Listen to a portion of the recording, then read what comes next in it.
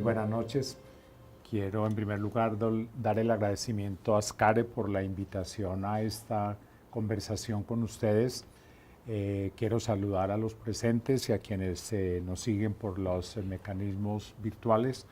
Quiero agradecer al doctor Valero, a Jairo, por la invitación y voy a tratar de hacer una presentación lo más sintética posible bajo la guía de este título: La salud en el plan de desarrollo en contravía de la paz y de la ley estatutaria en salud. La tesis central que voy a sustentar es que el sentido y buena parte de los contenidos y el articulado en salud de la propuesta de Plan Nacional de Desarrollo 2014-2018 son contrarios a la ley estatutaria en salud, que como ustedes saben es la ley 1751 de 2015, a la sentencia C-313 de 2014, que como ustedes saben fue la sentencia mediante la cual la Corte Constitucional fundamentó su examen de constitucionalidad a la ley estatutaria, y por lo tanto este proyecto de plan de desarrollo es contrario a la construcción de una sociedad equitativa y en paz. Sintéticamente voy a tratar estos 4 puntos. En primer lugar, tratar de resumir lo esencial y los límites de la ley estatutaria en salud y de la correspondiente sentencia C-313 de 2014. El segundo bloque lo dedicamos a considerar la salud tanto en las bases como en el articulado del Plan Nacional de Desarrollo. En el tercer punto trataremos la salud en el plan de desarrollo en contravía de la paz y de la ley estatutaria, y haremos unas reflexiones finales de cómo podría convertirse la salud en un puente y no en un obstáculo para la paz en Colombia. Empecemos. Esto ya ustedes lo saben porque todos seguramente han leído la ley estatutaria en salud. Además ha habido muchos debates aquí mismo en Ascare y en otros medios, de manera que yo simplemente voy a focalizar lo central. ¿Cuál es la esencia de la ley estatutaria en salud? Que finalmente quedó como la ley, vimos, 1751 de 2015. Su objetivo es garantizar el derecho fundamental a la salud, regular y establecer los mecanismos de protección de la salud. Acuérdense que las leyes estatutarias buscan exactamente eso: identificar un derecho, perfilar en qué consiste ese derecho, cuáles son sus alcances, sus dimensiones, y ver cómo el Estado es capaz y debe responder a la garantía de ese derecho. Esta ley estatutaria en salud define concretamente buena parte de las obligaciones del Estado frente a ese derecho a la salud, concretamente en los 3 campos de su respeto, protección y garantía. O sea, el Estado debe asumirse como el supremo garante del derecho a la salud. Define también esta ley estatutaria los elementos básicos que configuran, que integran ese derecho y los principios en los cuales se fundamenta el derecho. Y finalmente señala los derechos y los deberes que tenemos las personas en relación con la prestación de los servicios de salud. Podríamos decir también que esta ley estatutaria en salud es una ley en cierta forma garantista, o sea, se preocupa por garantizar una serie o de conquistas o de aspectos importantes en el campo de los servicios de salud, en el campo de la salud y del sistema de salud. Quiero destacar los siguientes: la tutela.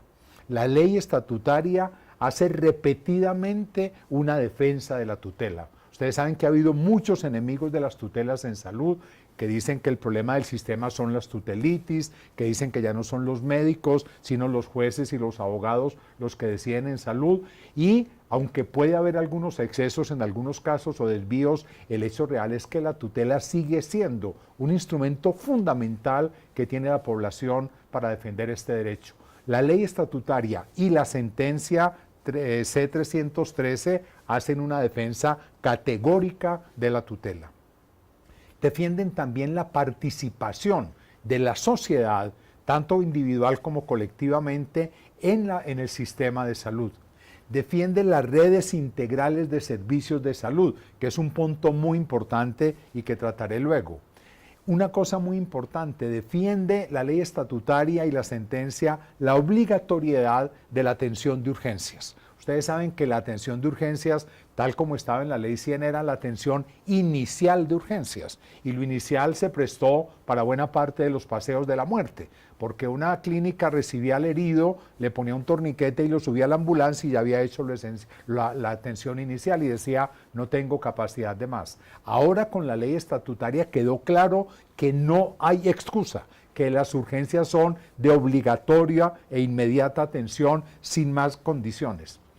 Otro punto muy sensible es la autonomía de los profesionales de la salud. Acuérdense ustedes lo que pasó con la emergencia social en salud, que era prácticamente la negación de la autonomía de los profesionales de la salud. Y acuérdense de los intentos que ha habido por hacer que el médico solamente opine o tenga algún criterio, pero no que tenga capacidad de decidir qué es lo mejor para el paciente. La ley estatutaria en salud reivindica la autonomía de los profesionales de la salud. Reivindica también el trabajo digno en el campo de la salud, que como ustedes saben está cada vez más deteriorado, más tercerizado. Y establece la regulación gubernamental del precio de los medicamentos y la necesidad de una política de medicamentos. En la que uno diría que por todas estas cosas, la ley estatutaria es un paso importante. Pero tenemos que decir, es un paso firme, pero insuficiente. Y aquí tenemos diferencia con algunas consideraciones. Algunos dicen que criticar la ley estatutaria no está bien, que es un gran logro, que criticarlo la debilita. Yo creo que debemos tener la responsabilidad de señalar en dónde hay deficiencias en la ley estatutaria o qué más pudimos haber logrado que no se logró. Sintetizo en estos puntos.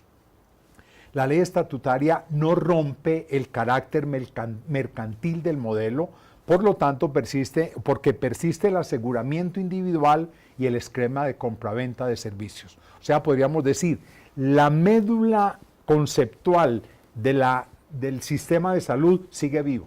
Diciéndolo popularmente, la culebra sigue viva. Porque, insisto, seguimos con un sistema basado en el aseguramiento individual y basado en la prestación por compraventa de servicios, además estratificados en función de su capacidad de compra. Se mantienen entonces, por tanto, la intermediación financiera, se mantienen las EPS, se mantiene, aunque vigilada y controlada, la sostenibilidad fiscal. Recuerde que la sostenibilidad fiscal es la condición de que es el principio, lo convirtieron, de que el Estado aporta hasta donde alcance sus recursos. O sea, se da un presupuesto para salud y si se acaba, de malas los demás. O sea, es poner el techo presupuestal por encima de la necesidad social. La ley estatutaria mantiene la sostenibilidad fiscal, aunque la Corte Constitucional en la discusión y en el texto trató de que quedara claro que en ningún caso la sostenibilidad fiscal podía estar por encima de esa garantía del derecho. Y en las exclusiones, en la ley estatutaria, queda un boquete grande para que las prácticas ancestrales en salud, las prácticas alternativas, lo que no es convencional o lo que no tiene, digamos, la marca de lo que se llama la evidencia científica, no haga parte del sistema de salud. Y eso en Colombia, donde hay tantas medicinas alternativas, población indígena, población afro, con creencias, con culturas diferentes, me parece que es un corte y una negación de ese carácter pluricultural nuestro. Bien. Terminamos aquí este primer punto y pasamos al segundo, acerca de las bases del Plan Nacional de Desarrollo.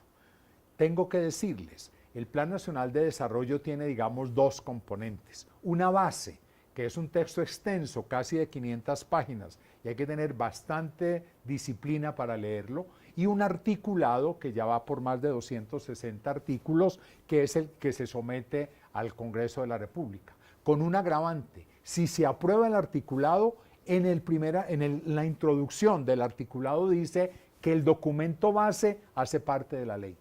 ¿Verdad? Que el documento base no queda por fuera, sino que es como si la ley no tuviera, digamos, 5 páginas, sino 505 páginas. Y esto es supremamente delicado, porque en esas bases entonces mete una cantidad de conceptos, de discusiones supremamente riesgosas o por lo menos supremamente polémicas. Y en cierta forma, si el Parlamento, si el Congreso aprueba el articulado, aprueba las bases. Esto yo quiero llamar la atención.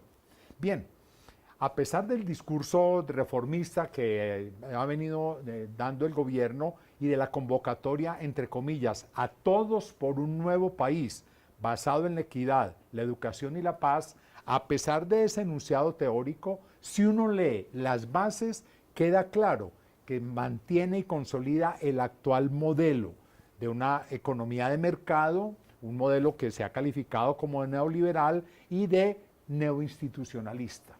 ¿Qué es neoinstitucionalista? En términos sencillos, es que la acción estatal se justifica si estimula el mercado. Y por eso saco únicamente dos frases textuales de esas páginas de las bases del plan de desarrollo. Comillas, dice en la página 9, tanto mercado como sea posible y tanto Estado como sea necesario. Eso es el neoinstitucionalismo. O sea, lo que va a mandar es el mercado. El Estado va a estar al servicio del mercado, no el mercado regulado por el Estado. Este para mí es el núcleo duro de la propuesta, es la ratificación de las cosas y en el campo de la salud eso por lo tanto se va a aplicar categóricamente. Insisto, estas no son expresiones mías, son entrecomillados de la página 9 de las bases del plan de desarrollo. Y esto otro, todo esto en un contexto de estabilidad y responsabilidad macroeconómica y fiscal. O sea, no es cierto lo que están diciendo de que con este plan de desarrollo van a cambiar una cantidad de cosas, no. Va a haber ajustes procedimentales, redistribución de algunos recursos, reingeniería de algunas instituciones, eso va a haber. Pero que se toque las bases de la propiedad, las bases de la distribución de la riqueza, las bases del ejercicio del poder, de la participación, etcétera, eso no. Y va a estar, insisto, como lo dice textualmente, en un contexto de estabilidad y responsabilidad macroeconómica y fiscal. Bien, entremos entonces, ¿qué hay de salud en esas bases del Plan Nacional de Desarrollo 2014-2018? El plan tiene 6 estrategias, no las voy a discutir aquí todas, simplemente señalarles. La salud aparece en la segunda estrategia, que se llama movilidad social. Y en movilidad social trata fundamentalmente 3 aspectos que son salud, educación y empleo. Eso es la esencia, digamos, de esta estrategia de movilidad social. Y ahí está la salud. El elemento fundamental del sistema de protección social en estas bases del plan de desarrollo es la protección de la salud. Ustedes saben que la protección social es más amplia que la protección en salud. La protección social incluye, por ejemplo, pensiones, ¿no? La protección, para el plan de desarrollo, la esencia de la protección social es la protección de la salud. ¿Y cómo entiende la salud el plan de desarrollo? ¿Como un derecho tal como lo vimos en la ley estatutaria? No. La salud se plantea como un servicio, no como un derecho. Y aquí está para mí el punto de quiebre con la ley estatutaria. La ley estatutaria insiste en la salud como derecho. El plan de desarrollo en sus bases por ahora, luego vamos a ver el texto del articulado, la considera como un servicio. Inclusive a la educación no le va menos bien que a la salud. La educación la define, y esto a mí me impactó mucho, como fuerza laboral calificada. A mí esto me duele mucho, porque es que uno entiende la educación es como la formación de criterio, la educación como libertad, como liberarse de la ignorancia, la educación como capacidad de pensar por sí mismo, ¿no? Por concebir las cosas y tener una posición. Para el plan de desarrollo, y miren ustedes que se va desarrollando ese criterio de mercado. La educación para el plan de desarrollo es fuerza laboral calificada. No me voy a extender en la educación, que sería muy importante, pero lo que está pasando ahora con el paro y esto está sacando cada vez más a flote lo que realmente está detrás. Del servicio de salud le interesa fundamentalmente el aumento de cobertura y la calidad. Y el Plan Nacional de Desarrollo en el fondo busca legitimar las políticas y el actual sistema de salud. Entremos ahora a mirar ya la salud, no en ese contenido de las bases, sino ya concretamente en el articulado. Bueno, yo no les puedo decir cuántos artículos tiene la ley porque cada vez le agregan más. O sea, en cada debate, porque ustedes saben que esto tiene que pasar varios debates, tanto en Cámara como en Senado, ya he visto que, y eso siempre pasa, en cada debate le agregan o le quitan artículos. Generalmente más agregan que quitan. ¿Por qué? Porque entonces para lograr el apoyo de ciertas bancadas o sectores van poniendo sus intereses. Entonces hay un parlamentario que está muy preocupado con el embarazo de las adolescentes. Ya el plan de desarrollo en salud tiene un artículo sobre embarazo adolescente. A otro le interesa mucho un problema tan interesante como la discapacidad. Entonces ya hay un artículo sobre discapacidad. Entonces se va volviendo, como dicen, un árbol de Navidad. Este ya está bastante grande porque se le han, digamos, ido adhiriendo más cosas. El documento, ya les dije que el documento base hace parte del articulado, o sea, hace parte integral de la ley. Y que el tema de salud queda en el capítulo segundo del proyecto de ley en la estrategia que les dije de movilidad social. De 206 artículos que tenía, 20 se relacionan directamente con salud. Quiero decir directamente porque hay artículos que no son directamente de salud, pero que impactan mucho la salud. Les pongo dos ejemplos. Hay un artículo que habla de propiedad intelectual. Y entonces habla de inversión en ciencia y tecnología, y habla de que el Estado va a aumentar la inversión en alianza con el sector privado, y va a quedar abierta la puerta de que pase una cantidad de dinero del sector público al sector privado, y sea el sector privado el que después se aproveche de esos productos, ¿no? Y eso impacta a la salud, porque hay también investigación en salud. De manera que hay artículos que no siendo directamente relacionados, digamos con salud, con el sistema de salud, tienen un impacto muy grande. Me voy a referir ahora aquí únicamente a los 20 artículos, no a todos, algunos de ellos que se relacionan directamente con salud y que en la versión actual, insisto, esto puede cambiar, van del artículo 66 al 85. Bien, el primer artículo de salud habla de una política de atención integral en salud. Esto es muy interesante, es porque en la versión preliminar hablaba de redes integradas de salud y que el ministerio las haría, o sea, se le da un cheque en blanco al ministerio para organizar eso. Ahora cambiaron eso por una política integral de atención en salud. Aquí ya no hablan de redes integradas de servicios y le dan al ministerio la potestad de definir esas políticas de atención integral en salud. Esto es muy delicado porque esto debe ser objeto de una discusión pública y de un consenso y no que simplemente el ministerio asuma esa tarea. Advierte que dicha política se desarrolla, pues se hace en desarrollo de la Ley 1751 de 2015, la Ley Estatutaria en Salud.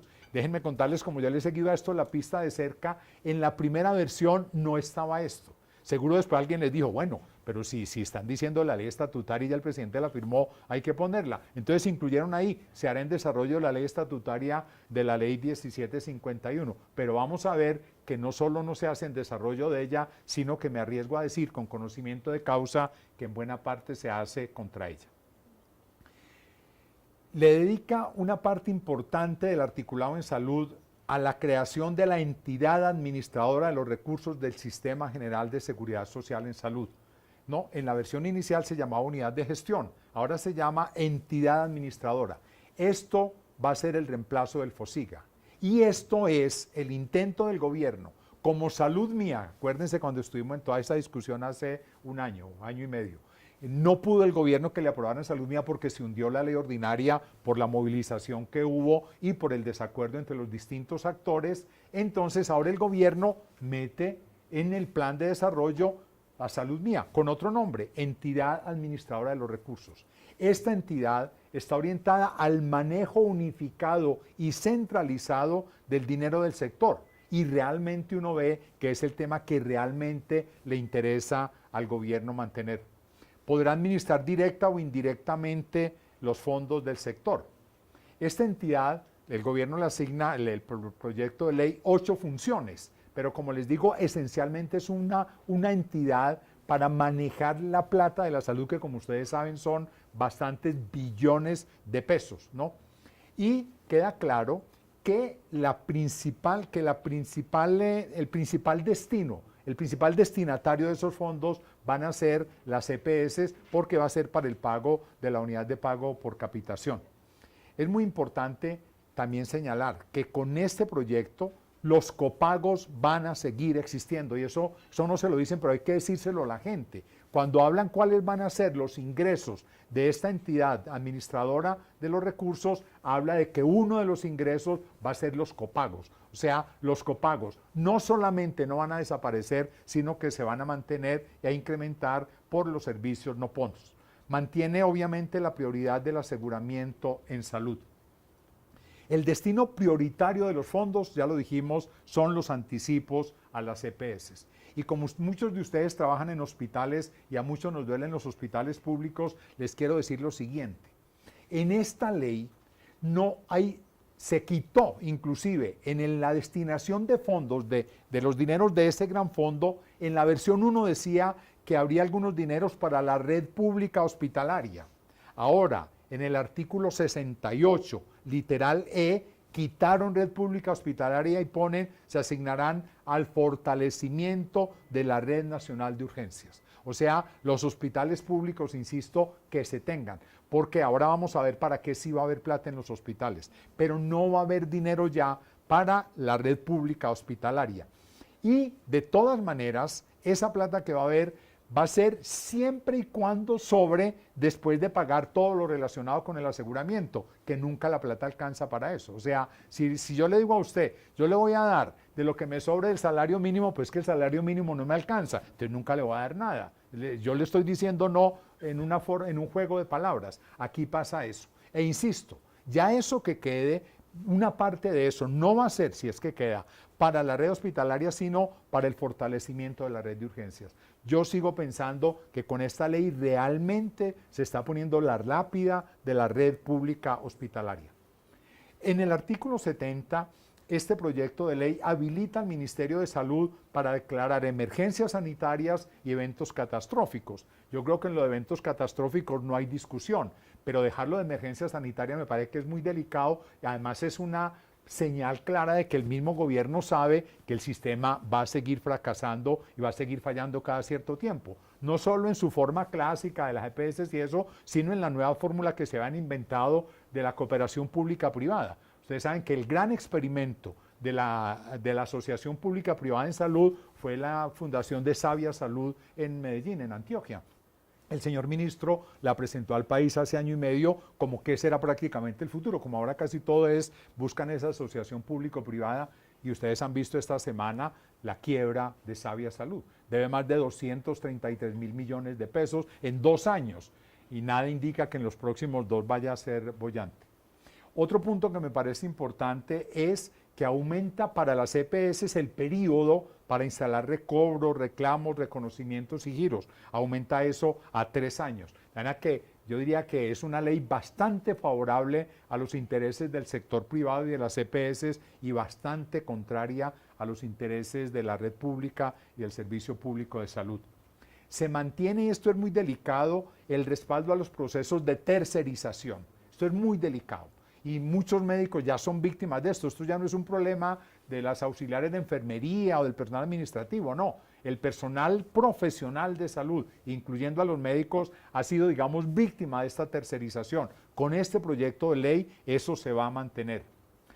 Ojo que aquí sí va a haber plata para los hospitales públicos, para su liquidación. En el artículo 142 habilita recursos para los procesos de liquidación de los hospitales públicos. Y un último punto es que deroga lo relacionado con el defensor del usuario. Esto era no podemos decir que la participación de la población era solo el defensor del usuario, pero que haya un defensor del usuario, tal como estaba en la ley 1122 de 2007, y que estuviera debidamente financiado, tal como estaba en la ley 1438 del 2011, con esta ley, el artículo 206, se deroga el defensor del usuario. Por lo tanto, una vez más, la participación queda prácticamente negada. Muy bien. Pasamos entonces al tercer punto, que es ¿por qué entonces decimos que la salud en el plan de desarrollo está en contravía de la ley estatutaria en salud? Creo que ya se ha dicho y lo que voy a hacer es simplemente un enunciado sintético. Podría afirmar de manera sintética. Mientras la ley estatutaria y la sentencia C-313 defienden la salud como derecho humano fundamental, la propuesta del Plan Nacional de Desarrollo la trata como un servicio que se compra en función de la capacidad de pago y se vende en las mejores condiciones del mercado. Mientras la ley estatutaria y la sentencia enfatizan el papel del Estado, la propuesta del PN, del Plan Nacional de Desarrollo, profundiza el papel y los intereses del mercado en salud y por tanto debilita aún más la participación real, no formal o discursiva del Estado en esto. Mientras la ley estatutaria y la sentencia 313 se asume que se unificarán los llamados planes de beneficios con el Plan Nacional, obviamente se mantienen los dos planes de beneficios. Obviamente, aunque se diga en el discurso que no, van a seguir existiendo. Mientras la ley estatutaria y la sentencia C-313 colocan como base de la organización del sistema de salud las redes integrales de servicios, la propuesta del Plan Nacional de Desarrollo le da un cheque en blanco al gobierno para que trace esa política y establezca cómo va a ser la relación entre las distintas instancias de prestación de servicios. Mientras la ley estatutaria y la sentencia defienden la participación social, la propuesta de salud en el Plan de Desarrollo, como lo acabamos de ver, elimina inclusive al defensor del usuario. Y para terminar, 2 puntos más. La salud en el Plan de Desarrollo en contravía de la paz y las propuestas para que ojalá la salud pudiera ser un puente hacia la paz. Digamos en primer lugar que la paz no es solamente la terminación de las hostilidades armadas entre guerreros. O sea, la firma de los acuerdos de paz en La Habana no es la paz. Es un punto de partida, digamos así, una precondición de la paz. La paz, y les digo que he estado pensando y estudiando mucho esto, y me ha gustado mucho la idea de paz que tenían los romanos desde antes de Jesucristo. Los romanos decían en latín, pax est tranquila libertas. Si traducimos eso hoy sería, la paz es el disfrute tranquilo de la libertad. Hoy agregaríamos, y de los demás derechos. La paz es el disfrute tranquilo de los derechos. Que uno sienta que tiene garantizado su trabajo, su salud, su vivienda, su agua potable, sus cosas básicas, su intimidad, su libertad. Eso es la paz. Y que eso que sea en convivencia. Y además, que si hay conflictos, que siempre los hay, se puedan resolver, pero no a la fuerza, no a balazo o a plomo limpio, no. Que se puedan tramitar los conflictos en una forma, digamos, civilizada, para usar alguna palabra, amable, tranquila, razonable, ¿no? Eso es la paz. Por eso estoy totalmente en contra de ese concepto que está ahora de moda del posconflicto. No hay sociedades sin conflicto, o díganme cuál. Ni las sociedades conyugales, ni las sociedades de anestesiología, ni las sociedades de nada son sin conflicto. El conflicto es casi una precondición de la condición humana. ¿De acuerdo? Lo que debe evitarse es que la solución de los conflictos sea a puños y a bala. Eso es lo que hay que evitar. Entonces, por eso no hay posconflicto. Puede haber posacuerdo y ojalá haya posacuerdos. Ojalá haya. Pero eso no es posconflicto. Yo insisto, y una sociedad además con los conflictos que tiene la colombiana, eso no se resuelve con la firma de unos acuerdos de no darse bala. Son muy importantes, yo no quiero subvalorar lo de La Habana, al revés, lo quiero poner en su justa dimensión. Yo lo considero esencial para que aquí se desencadene y reaccionemos y intentemos crear una sociedad realmente en paz. Pero la paz nace desde la equidad, la paz nace de la igualdad de derechos, la paz nace de la garantía de los derechos y la paz nace de la capacidad social de negociar y resolver de esa manera negociada, decente, digna, los conflictos que haya.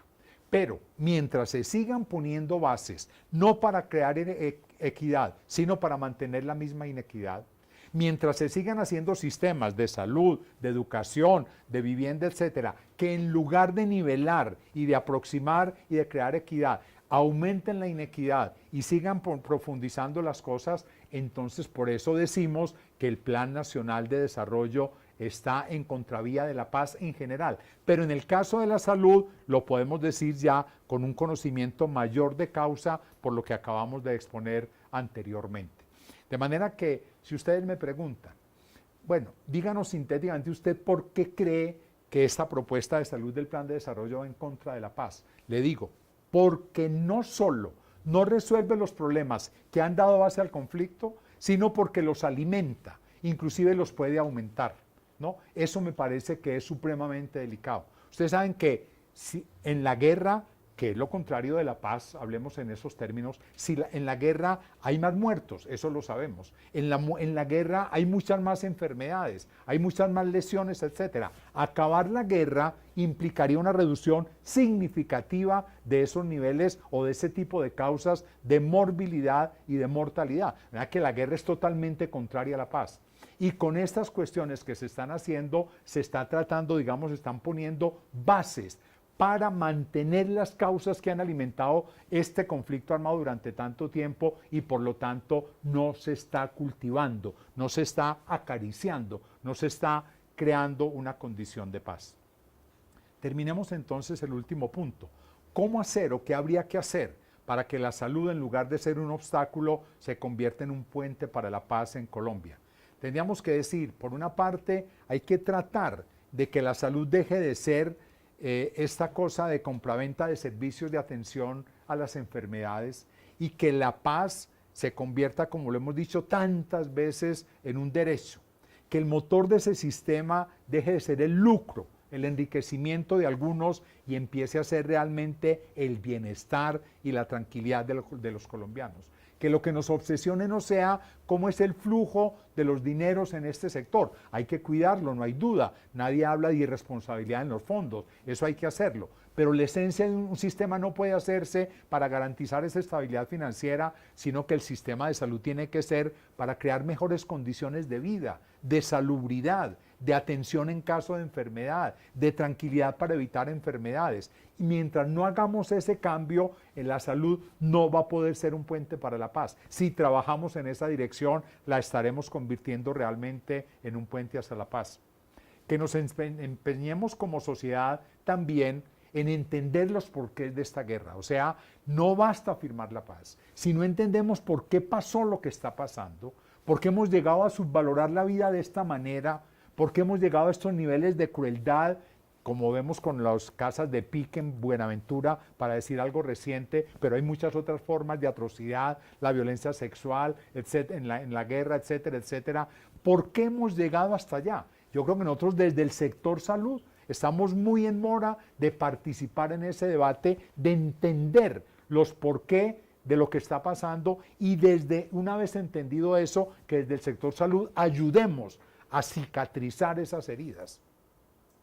Las heridas que ha dejado la guerra, los desaparecidos, los secuestrados, los asesinados, eso deja unas heridas enormemente grandes en la sociedad. Nosotros tenemos que movernos a ayudar a cicatrizar eso, a ayudar a superar esos conflictos, a la rehabilitación de los que quedaron discapacitados y minusválidos y un campo importantísimo que es el de la salud mental. Nosotros nos tenemos que preocupar mucho más por la recuperación de la salud mental de los colombianos. Pues bien, trabajando nosotros desde el sector salud en esa dirección, estamos convirtiendo a la salud en un puente para la paz. Y no trabajando en eso, vamos a seguir convirtiendo la salud casi que en un obstáculo para la paz.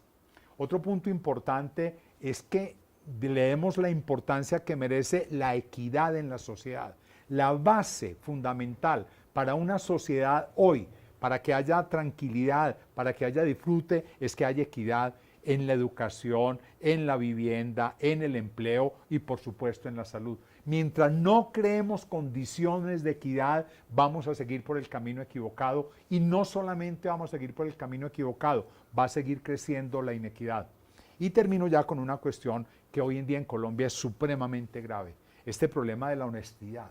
Hoy en día hay unos niveles de corrupción, uno abre hoy los periódicos, oye los noticieros y son cada día más y más formas de corrupción a todos los niveles, en las Fuerzas Armadas, en la policía, en los gremios, en la vida personal, en los organismos inclusive de fiscalización. A mí me impresionó ayer ver que capturaron al capturador. ¿Cómo les parece eso? ¿No? Capturado el capturador, ayer vieron eso, el director de capturas del CTI lo detuvieron porque estaba extorsionando en ejercicio de su cargo. Esto de que tengamos ministros de salud, exministros de salud en la cárcel, etcétera, nos está indicando que algo muy grave está pasando. Entonces tenemos que reivindicar unos valores mínimos de honestidad, de respeto a la cosa pública, a la responsabilidad profesional, a la responsabilidad social, ¿no? Y sobre todo que seamos capaces de recuperar el valor de la vida, el supremo valor de la vida frente a esta enorme y generalizada banalización de la muerte. Muchas gracias.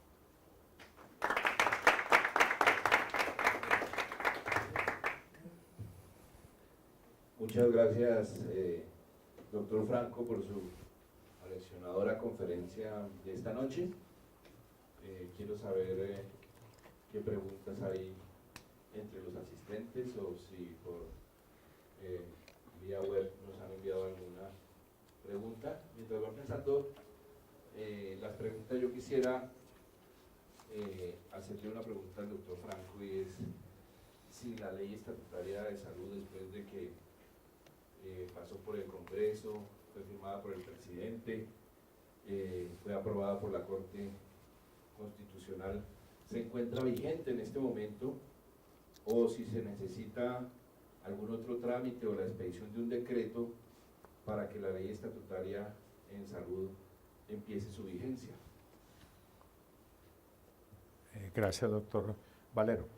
No, la ley estatutaria en salud, desde el momento en que la firmó el presidente en febrero, entra en vigencia.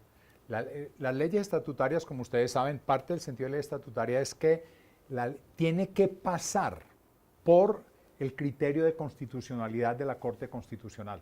Mientras no haya eso, la ley no puede entrar, no la puede firmar el presidente. Todas las leyes las puede revisar la Corte Constitucional, pero las leyes estatutarias no las puede, las tiene que revisar, y esa revisión previa a la firma del presidente es condición esencial, si no, no hay ley. Ustedes saben que la Corte se demoró bastante en dar su fallo final. Acuérdense que la ley estatutaria fue aprobada en junio del 2013, ¿de acuerdo? O sea, ya va a ser casi 2 años, ¿no? Después hubo todo el trámite en la Corte, hasta que la Corte finalmente declaró su exequibilidad condicionada, o sea, modificó algunas cosas, puso ciertos condicionamientos, exigió ciertas cosas. La Corte no puede cambiar la ley, eso también que quede claro. La Corte puede simplemente decir, esto es constitucional y esto se quita, pero no porque queramos, sino porque es inconstitucional, que fue lo que pasó con algunas cosas. La Corte le quitó al Ministerio muchas de las cosas que ahora quieren recuperar con esta ley del Plan de Desarrollo. Una discrecionalidad, muchas discrecionalidades de la ley estatutaria las quitó la Corte Constitucional porque era anticonstitucional. Pero volviendo a su pregunta, una vez el Congreso lo aprueba en todos los trámites que requiere, que son trámites especiales, requiere cierto número de debates, cierta cualificación de la votación, etcétera. Una vez el Congreso lo aprueba, va a la Corte Constitucional. Si la Corte Constitucional la declara exequible, el presidente la firma, y una vez la firme, está en vigencia. Resumen, la ley estatutaria en salud está en vigencia. Y yo diría, hoy una gran tarea que tenemos los trabajadores de la salud de este país y la población en general es defender la ley estatutaria en salud. Porque así tenga las deficiencias que dijimos, tiene también las ventajas que dijimos. Y esas ventajas hay que defenderlas. Y me parece que cuando preguntan, bueno, ¿y entonces qué hacemos mientras tanto? Porque claro, a veces la gente dice, no, entonces no hay nada que hacer. No, hoy en Colombia una tarea muy importante es reivindicar, defender la vigencia y la efectividad de la ley estatutaria, y que además se proceda a reglamentar lo que ahí quedó de reglamentarse, porque claro, toda ley implica que una cantidad de cosas deban reglamentarse, la ley no puede hacer los reglamentos de todo, entonces hay unas cosas que hay que reglamentar, hay que exigir también que lo que hay que reglamentar se haga, pero sobre todo que el sentido básico de la ley, que traté de sintetizarlo aquí, se empiece a sentir en la vida diaria de las instituciones y de las personas en el campo de la salud.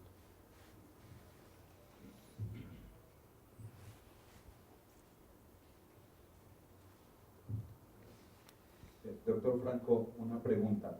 Al ser, digamos, la ley estatutaria, pues tener la característica de estatutaria, todo lo que vaya en contra de ella no se caería por sí mismo, como por decir algo. O sea, pues aquí, digamos, tenemos una ley estatutaria y esto, digamos, la otra es una ley, o sea, un proyecto de ley, digamos, ordinario como tal.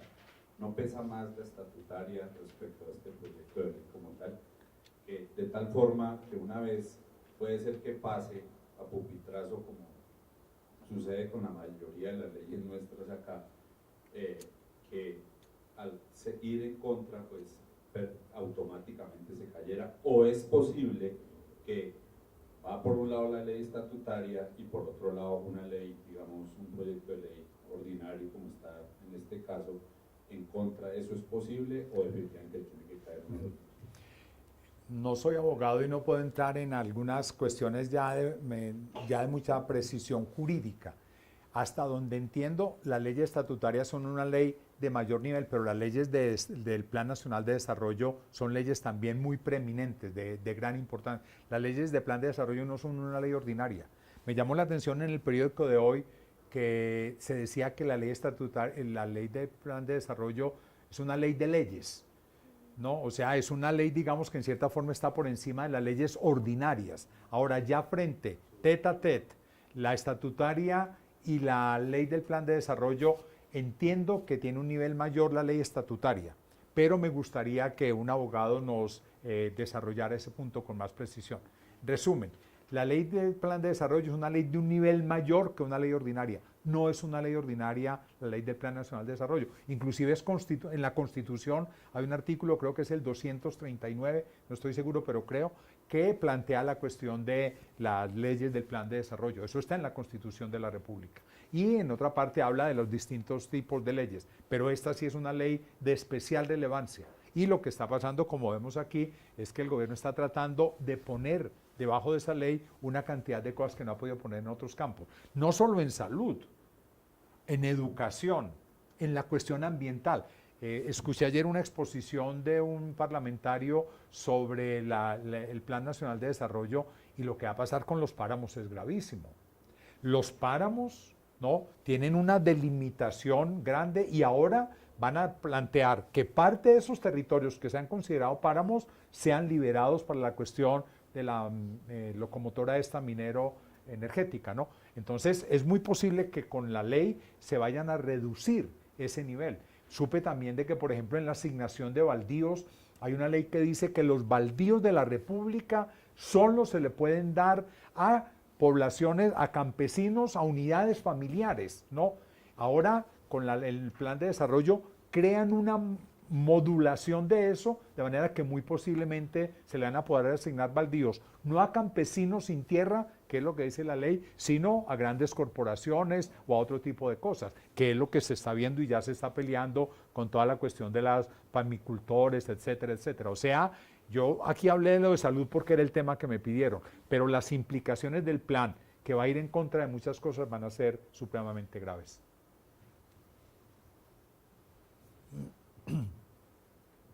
Buenas noches. Teniendo en cuenta pues eso que usted nos cuenta de que las leyes que tienen como una gran significancia para el país tienen que pasar a revisión por la Corte Constitucional, ¿las leyes que aparecen en el Plan Nacional de Desarrollo también tendrían que someterse a esa evaluación? No, puede someterse, pero no tiene que someterse. Esa es la diferencia. Toda ley puede ser revisada por la Corte Constitucional o de oficio o que algún ciudadano le reclame.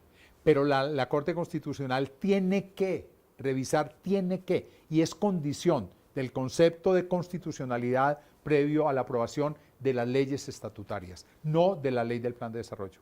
Y ante ese escenario en el que varias leyes del Plan Nacional de Desarrollo están en contra de leyes que ya fueron aprobadas por leyes estatutarias, ¿no se entraría como en una contrariedad de que se estuvieran violando derechos constitucionales de los colombianos? Claro, y uno esperaría que la Corte Constitucional procediera o que la ciudadanía reclamáramos por la contradicción en eso y por la ruptura de eso. Pero con el sistema jurídico uno se lleva muchas sorpresas. Uno ahora ve que están en la cárcel una cantidad de gente que hizo cosas que otro les mandó, el que las mandó no está en la cárcel y ellos están en la cárcel. Y es la misma justicia, ¿no? Entonces es una cuestión bastante delicada. Pero en resumen, pues con su preocupación, la Corte Constitucional uno esperaría que en la medida en que capte que cosas de esas están en contra de leyes estatutarias, debería intervenir.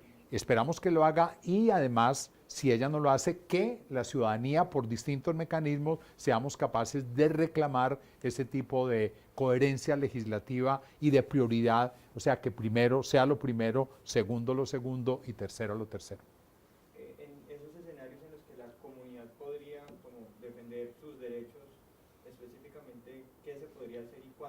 podrían hacer? Bueno, eso tiene, digamos, distintos momentos. Un primer momento es que la ciudadanía reconozca que haya esa contradicción entre el ordenamiento legal y que una vez haya esa conciencia, eso se canalice por una vía jurídica ya específica, que puede ser una demanda ante la Corte Constitucional por inconstitucionalidad, como ya se ha hecho de algunas cosas y que la Corte en general ha fallado, no, bueno, o sea, debe fallar.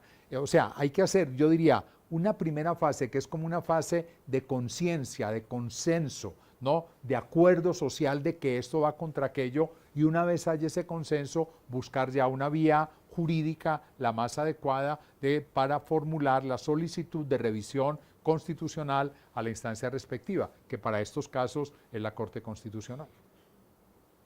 Buenas noches. ¿Qué sucedería si se aprobara ese Plan Nacional teniendo en cuenta que existen ese tipo de contradicciones entre una ley y otra? ¿O ya existen casos así?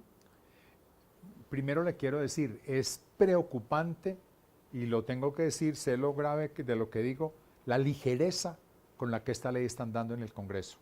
La misma prensa e inclusive gente del mismo establecimiento está alarmada. Por ejemplo, en 2 días, y no hace un mes, ayer, antier, lunes y martes de esta semana, o martes y miércoles, aprobaron ya más de 200 artículos del Plan Nacional de Desarrollo. Se lo puedo leer porque traje el recorte de prensa del día de hoy. Dice aquí, Cámara le dio el aval al Plan Nacional de Desarrollo.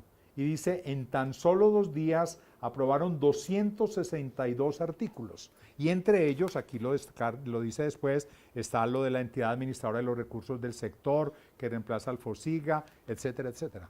O sea, uno dice, bueno, si a veces se pasan meses y meses debatiendo un punto de su interés particular, una cosa de esta trascendencia y con el poder que tiene la mayoría parlamentaria, prácticamente en horas le dan pupitrazo. Es que 262 artículos, eso lleva mucho tiempo, y no, con una ligereza así. Yo me pregunto, por ejemplo, y lo preguntaría, ¿cuántos parlamentarios han leído el Plan Nacional de Desarrollo? ¿Cuántos? Ya no solo el articulado, las bases.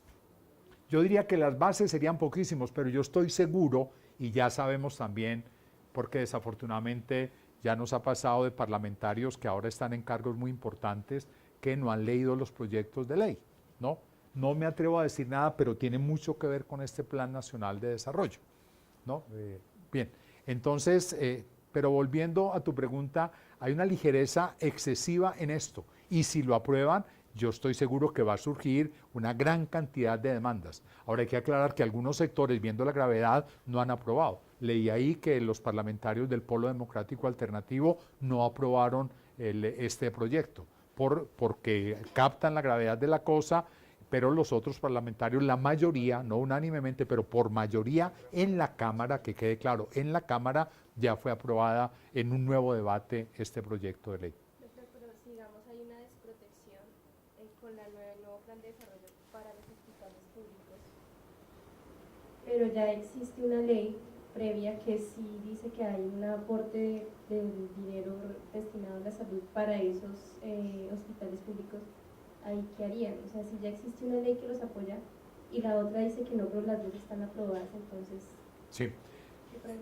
Mire, estas cosas son delicadas es porque se crean como que dan un poquito, pero por otro lado quitan. Aquí, como yo les demostré, y esto es claro, esto yo porque le he seguido la pista, en el segundo proyecto, que fue el que aprobaron ahora, en esa, digamos, no proyecto, en esa nueva versión se quitó el término de esa asignación de recursos específicos para los hospitales públicos, ¿no? Hay otros, no, de las platas de este plan de desarrollo, pero el Estado tiene otras platas, digamos, tiene otros bolsillos de donde puede sacar para eso, digamos, hay un presupuesto regular del cual pueden salir fondos y seguramente van a salir algunos fondos, pero lo que plantea aquí, dentro de este presupuesto global de plan de desarrollo, no va a haber esa asignación para hospitales públicos, salvo para los procesos, como dijimos, de intervención y liquidación, que la intervención es prácticamente una fase preagónica a la liquidación, o sea, la intervención es la víspera de la liquidación, podríamos decir. Bien, ¿alguna otra pregunta? Sí, doctor Franco. pues nos encontramos ante varios problemas. Una ley estatutaria de salud aprobada, vigente, pero que no se está cumpliendo, en donde desaparece los tratamientos post y no post, sino que se dice que todo está incluido mientras no esté claramente excluido, ya vigente, y sin embargo pues todos estamos trabajando en hospitales y vemos que no se ha hecho nada, no hay ningún cambio. Le siguen a uno diciendo eso es no post, hay que pedir autorización, cuando eso ya no es legal. Una ley 100 que se trató de reformar por parte del gobierno y del Congreso, con una reforma que requirió movilizaciones para que no se llevara a cabo una reforma, porque lo que pedía a gritos el país era una reforma de la ley 100, tratando de acabar con este modelo de aseguramiento y este modelo mercantilista, y la reforma que se estaba proponiendo en realidad ahondaba en ese modelo. Fracaso del gobierno en este campo, no pudieron pasar la reforma, pero sin embargo el ministro ha dicho varias veces a los medios que no se necesita hacer reforma porque él la va a hacer por vía de decretos. Y fuera de eso viene el Plan Nacional de Salud, hacer el Plan Nacional de Desarrollo, perdón, hacer uno de esos formas en que el ministerio y el gobierno va a tratar de pasar una reforma de la ley 100 sin que pase por el Congreso ni que sea debatida por los colombianos en general. Me pregunto yo si en este momento, además de la ley estatutaria, no necesitamos en realidad impulsar nuevamente una reforma de la ley 100 para asegurarnos de que esa ley estatutaria tenga un cabal cumplimiento. Ya. Algunas precisiones. El plan de desarrollo obviamente sí pasa por el Congreso, lógico, de hecho en este momento está en ese trámite.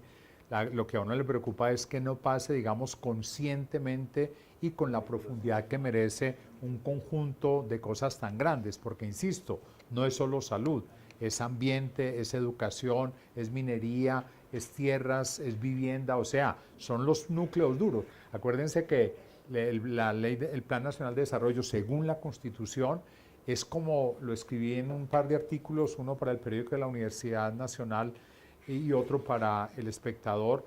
La ley del Plan de Desarrollo es una ley, es como la bitácora del Estado para su navegación grande en los próximos años, es como una especie de macroestrategia para la navegación del país en esos años. Es una ley supremamente importante y obviamente pasa por el Congreso, pero no nace de un debate público, y el debate que se le da en el Parlamento es no solo supremamente pobre, sino bastante amarrado, bastante, digamos, controlado y mucho más sujeto a la mecánica política que a los intereses del país. Esos son los puntos realmente delicados. Y su preocupación yo la comparto, o sea,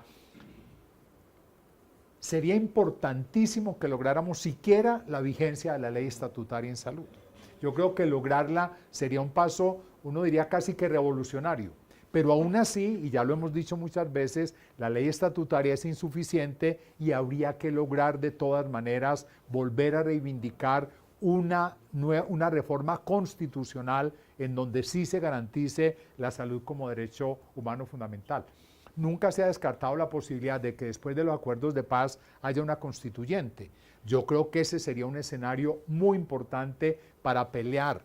No necesariamente ganaríamos, pero sí creo que estaríamos hoy en condiciones mucho mejores que como estuvimos en el 91 para dar una pelea seria en una asamblea constituyente, porque la salud a nivel constitucional, ya no solo ley estatutaria, sino en la ley de leyes, que esa sí es la Constitución Nacional, lograr esto.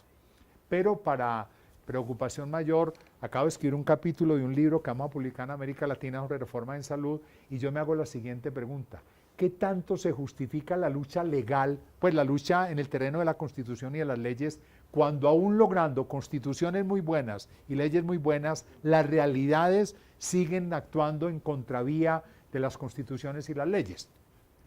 esa pregunta es interesante, no es para desanimar la lucha legal. Yo creo que tenemos que seguir luchando y yo insisto, hoy en Colombia creo que en el sector salud una tarea importantísima es que logremos la vigencia de la actual ley estatutaria en salud. Pero volviendo a su punto, pero aún logrando esa vigencia, eso va a ser insuficiente y la pelea tiene que ser mucho más fuerte para lograr que socialmente haya una conciencia de la salud como derecho, del Estado como garante del derecho y de que la salud no es un objeto mercantil y que la salud no es solo la atención de las enfermedades. Yo diría que con esos 3 o 4 consensos básicos habría fundamentos para lograr un cambio de fondo, que ojalá fuera a nivel constitucional, sea una reforma parcial o sea la promulgación de una nueva constitución, que es un tema también de debate, porque insisto, una asamblea constituyente no es garantía de nada. Puede ser garantía de muchas cosas, pero puede ser un riesgo también de muchas cosas que pueden ir en reversa. Uno esperaría que, por ejemplo, este Plan Nacional de Desarrollo realmente estuviera en esa dirección de la equidad, de la paz, de los derechos, pero ya cuando uno lo lee y lo estudia, se da cuenta que es más de lo mismo con una cantidad, digamos, con algunos guisantes o algunos aderezos que hablan de paz, de convivencia, de tal, pero que sin tocar el modelo, sin afectar para nada lo que ha generado inequidad y sufrimiento y dolor y guerra por tantos años. Jairo. Doctor Franco, yo quería, más que una pregunta, es pues hacer un comentario, porque es que desafortunadamente ni siquiera todavía hemos terminado de conocer qué fue lo que se aprobó con la ley estatutaria, qué fue lo que salió como ley y todas las cosas. Y ya pues nos ponen nos ponen ahora el Plan Nacional de Desarrollo. Urge definitivamente nosotros como médicos y todos los que trabajamos en el sector salud, hagamos conciencia de qué es lo que tenemos con la ley estatutaria. ¿Por qué? Porque finalmente, como usted lo acaba de mencionar, ese debería ser nuestro caballito de batalla, porque es que ya lo tenemos, es ejercerlo como tal. Probablemente al nosotros poderlo volver nuestro caballito de batalla, pues todo lo que vaya en contra probablemente nos queda un poco más fácil de digerirlo, porque acá, por ejemplo, probablemente nos quedaría más fácil si nosotros conocemos muy bien la ley estatutaria y ahora nos leemos los 9 artículos que usted dice, doctor, que nos afectan directamente, y ahí probablemente uno podría, digamos, ir generando, digamos, esa conciencia. ¿Por qué? Porque definitivamente todos sabemos cómo el mismo gobierno nacional y principalmente el ministro, pues todo lo que fue la ley estatutaria la tomaron a regañadientes, porque desafortunadamente no quedó como ellos querían que quedara. La Corte pues le quitó un poco de cosas que ellos querían que quedaran. Entonces, y pues hay una cantidad de cosas, de la demora en el trámite, una cantidad de cosas, y sabemos que hay muchas de esas cosas que se tienen que reglamentar durante 2 años. El ministro también ya fue claro, dijo que no le preocupaba que se le hubiera caído la ordinaria, que le iba a sacar a punta de pretos, todo ese tipo de cosas. Ahora pues la preocupación es que, digamos, tenemos una ley estatutaria que, digamos, está por arriba del resto, que sigue una ley, digamos, que no es ordinaria, pero que parece ser que está un poco más arriba que las ordinarias. Entonces probablemente si se aprueba esto, es probable que todo lo que salga de reglamentación, aún yendo un poco en contra de la estatutaria, pues sí que definitivamente tenga que basarse en el Plan Nacional de Desarrollo, para decir, no es que el Plan Nacional de Desarrollo dijo que esto, entonces en miras de eso tendríamos que seguir por este otro lado. Entonces es un poco, es como para mirar, porque desafortunadamente usted lo acaba de mencionar también, doctor Franco, y es que ya está en vigencia la ley estatutaria. No sabemos en este momento nosotros como médicos qué tiene ya vigencia, o sea, qué podemos ejercer ya y qué cosas nos toca esperar a que se reglamente, cuando deberíamos ya estar ejerciendo lo que nos toca como tal. Porque esto nos tiene que desmontar de una cantidad de cosas, y es que, por ejemplo, en la parte de la autonomía, nosotros éramos autónomos hasta donde las EPS y los auditores de las EPS o las instituciones nos dejaban llegar, y hasta ahí llegábamos. Obviamente viene otra discusión, y es pues el ejercicio nuestro de esa autonomía responsablemente, pero digamos que nos toca empezar a cambiar eso, porque probablemente los que nos formamos ya bajo las reglas de la Ley 100 no conocimos lo que teníamos antes, y ahora pues tenemos como esquema es que la ley 100 como tal, la ley estatutaria cambia algunas cositas, por ejemplo la autonomía, por ejemplo, que eso es muy importante, pero desafortunadamente, como le digo, no lo conocemos. Entonces yo sí creo que tenemos que nosotros, o sea, primero como personal de salud, como médicos, y obviamente como sociedades científicas, sí es empaparnos muy bien de eso, porque tenemos la responsabilidad no solamente de ejercer eso como un derecho ya en este momento, sino que probablemente tenemos la responsabilidad de entrar a participar en el proceso de reglamentación, porque con este ministro no va a ser fácil ese proceso de reglamentación. O sea, él definitivamente no va a estar, digamos, muy alineado con lo que se dice en eso. Estoy totalmente de acuerdo, no tendría nada que agregar, sino respaldar totalmente eso. O sea, el paso inicial es un conocimiento amplio, una asimilación personal, una apropiación de todos de los contenidos de esto y una identificación de los riesgos. Miren, nos hemos hecho esta reflexión. ¿Por qué la gente no reacciona? La gente reacciona es cuando ya ve el golpe encima inmediatamente. Mientras tanto, la gente no se mueve. Acuerde cuando logramos esas movilizaciones grandísimas del 2010 contra la ley, la emergencia social en salud. ¿Por qué? Porque se veía que ya le tocaban directamente el bolsillo, la ética básica, su consultorio a los médicos, entonces la gente se movió. Ahora cuando la ley estatutaria pasó una cosa similar, cuando los residentes vieron lo que se venía con la degradación de la formación, etcétera, salieron a las calles. Yo creo que nos toca crear conciencia y hacer ver en qué cosas en concreto estas cosas son dañinas. Y yo insisto, no tenemos que pensar solo en nosotros como médicos, sino en la población colombiana. O sea, no solamente qué cosas alteran nuestro ejercicio profesional, sino qué cosas están en contra de la mejoría de la condición y la calidad de vida de la gente y de la prestación de un servicio de salud digno y oportuno y equitativo y universal. Tenemos que pensar en esa dimensión, porque si no, insisto, sería muy egoísta de nuestra parte si solo pensáramos, y estoy seguro que Jairo está totalmente de acuerdo en eso, no podemos pensar solo en términos de qué nos daña a los médicos, que también tenemos que pensar en qué es bien o qué es malo para el bienestar de los colombianos y de las colombianas, para la calidad de vida, para la tranquilidad colectiva y la pregunta que nos hacíamos, y para la paz. Bueno, muchísimas gracias y le agradezco nuevamente a la sociedad y espero, como creo que esto lo van a volver un video, si nos lo hacen llegar, y que ojalá sirva como arma para la discusión, como instrumento. Arma ya es un lenguaje de la guerra, ya estamos en el posacuerdo, ojalá, entonces como un instrumento para la discusión. Muchas gracias.